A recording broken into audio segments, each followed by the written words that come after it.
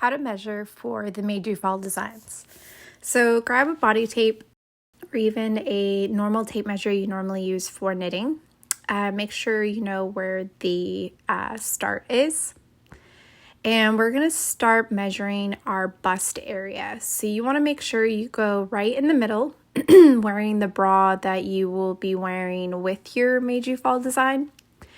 And then have a look, making sure not to pinch your skin at all. And now we're going to do the underbust. So the underbust is where your bra band would normally lay. So you want to take the smallest part right underneath your bust area. Again, making sure not to pull this too tight, but you also don't want it loose either. Next step is your waist.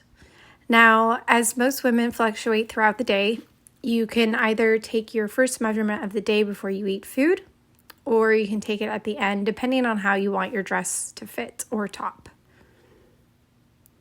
So now we're going to measure for hips.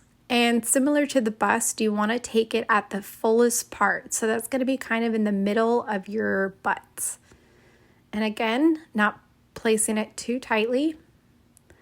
And that is it.